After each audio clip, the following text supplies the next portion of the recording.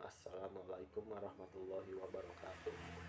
Al- Alhamdulillahirabbil alamin wassalatu wassalamu ala asyrofil anbiya'i wal mursalin wa ala alihi washabihi ajmain. Amma ba'du. Pertama dan yang paling utama, mari kita panjatkan puji syukur kehadirat Allah Subhanahu wa taala yang telah memberikan nikmat dan kesempatannya sehingga kita bisa berkumpul di tempat yang penuh berkah ini. Salawat serta salam kita berikan kepada Nabi besar Muhammad sallallahu alaihi wasallam yang telah membawa kita di zaman jahiliyah menuju zaman yang penuh ilmu pengetahuan seperti sekarang ini.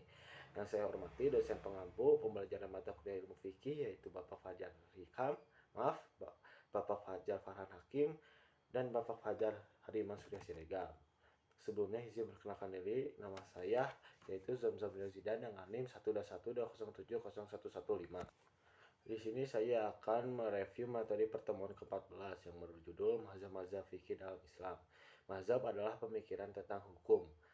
Klaim yang penetapnya merujuk kepada Al-Quran dan hadis. Ada beberapa fakta yang menghasilkan pemikiran yang kemudian dikembangkan. Pemikiran tersebut oleh murid-muridnya diantaranya yang pertama Imam Abu Hanifah, Imam Maliki, Imam Syafi'i, Imam Ahmad bin Hambal.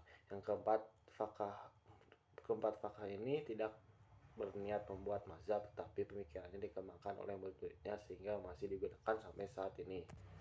Para fuqaha tersebut selalu mengedepankan takzim kepada para ulama. Yang pertama Imam Abu Hanifah, mazhab Hanafi. Imam Abu Hanifah lahir di Kufah pada tahun 80 Hijriah 699 Masehi dan wafat pada tahun 150 Hijriah 767 Masehi bertepatan dengan tahun lahirnya Imam Syafi'i. Corak pemikiran hukum Imam Abu Hanifah yaitu cenderung rasional. Dasar pemikiran hukumnya yang pertama Al-Quran hadis, pendapat sahabat, tugas istilah ijma'ah dan urf.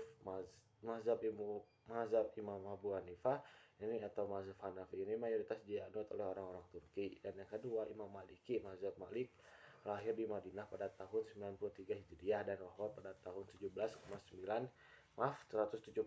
Hijriah. Corak pemikiran hukum yaitu dipengaruhi oleh sunnah atau hadis yang cenderung tekstual. Dasar pemikiran hukumnya Al-Quran hadis, ijma, sahabat qiyas. Mazhab Maliki ini mayoritas dianut oleh orang-orang penduduk Afrika. Dan yang ketiga yaitu Imam Syafi'i, mazhab Syafi'i lahir di Gaza pada tahun 150 Hijriah yang bertepatan pada tahun meninggalnya Imam Abu Hanifah. Imam Syafi'i wafat pada tahun 204 Hijriah.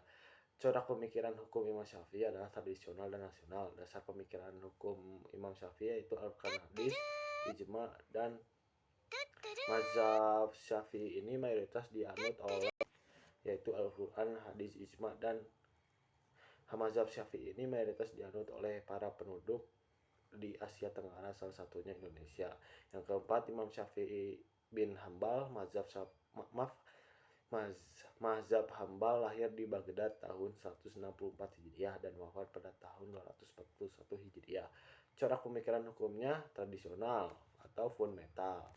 Dasar pemikirannya hukumnya yaitu Al-Quran secara hadis, fatwa sahabat.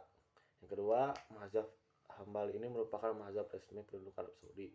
Sekian dari saya, mohon maaf bila ada yang kekurangan. Terima kasih. Wassalamualaikum warahmatullahi wabarakatuh.